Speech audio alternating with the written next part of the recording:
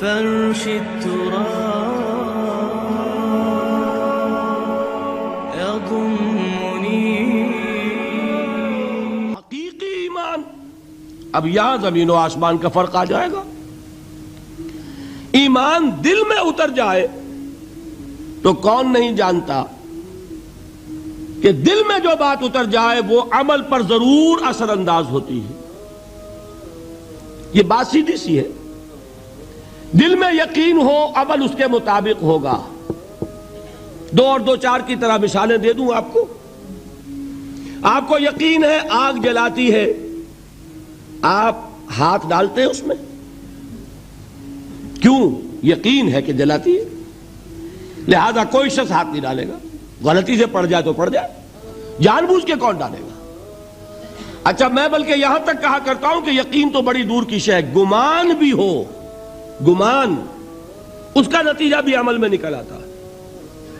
کون شخص نہیں جانتا کہ سارے سانپ زہریلے نہیں ہوتے؟ معلوم ہے نا. لیکن جو سانپ ہے پتہ نہیں کم بخت یہ زہریلا ہو, ہے کہ نہیں؟ یقین نہیں ہے کہ یہ زہریلا ہے. ہو سکتا ہے کہ زہریلا ہو, صرف زن ہے نا, آپ قریب پھٹکتے ہیں اس کے. معلوم ہوا کہ یقین تو بڑی شے ہے. وہ تو میں نے اقبال کے آپ کو شعر سنایا بارہا. یقین پیدا کرے ناداں یقین سے ہاتھ آتی ہے, وہ درویشی کے جس کے سامنے جھکتی ہے فغفوری. یہ اولیاء اللہ کون تھے؟ صاحب یقین ہی تو تھے, اور کون تھے؟ جن کے سامنے بادشاہ جھکتے تھے. شیخ عبد القدوس گنگوہی رحمت اللہ علیہ کس زمانے میں تھے؟ یہ ابراہیم لودھی اور اکبر کا زمانہ, بابر کا زمانہ, جب جنگ ہوئی ان کے مابین. ابراہیم لودھی چل کر آیا ہے کہ بابر آ گیا ہے, میں جا رہا ہوں مقابلے کے لیے, پانی پت کی پہلی جنگ ہونے والی ہے, میرے لیے دعا کر دیجئے. فرماتے ہیں ذرا ہٹ جاؤ, ہماری دھوپ چھوڑ دو. دعا نہیں کی اور وہ شکست اس نے کھائی, مارا گیا. ان سے بھی پہلے کی بات ہے, نظام الدین اولیاء رحمت اللہ علیہ 7 بادشاہوں کا زمانہ دیکھا ہے.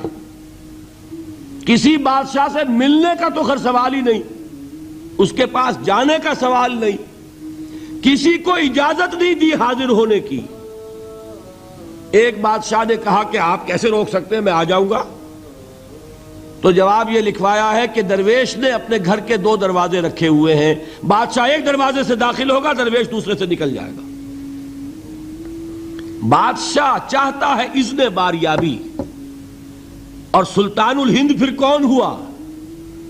سلطان الہند تو پھر نظام الدین اولیاء ہوئے, جس کی قدم بوسی کے لیے بادشاہ آنا چاہتا ہے اور وہ اجازت نہیں دے رہے.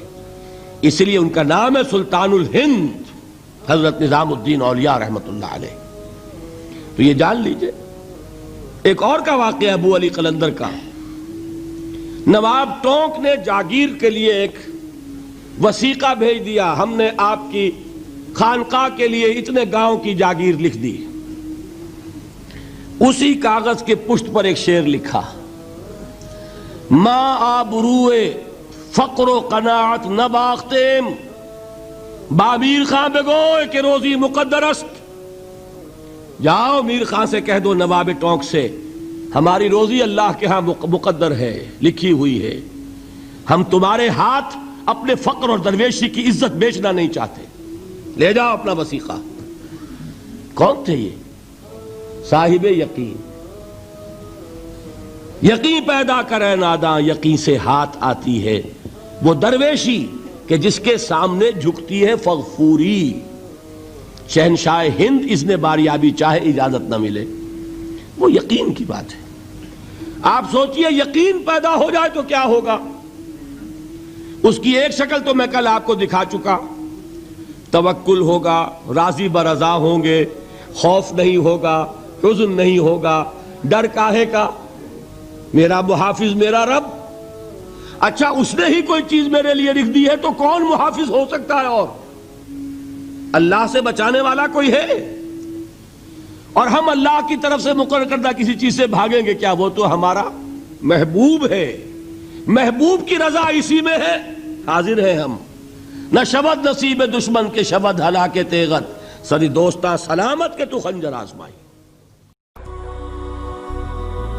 هي الحلقات تحفظني بآيات من القرآن هي الحلقات تملأني بحب المصطفى العدنان هي الحلقات تحفظني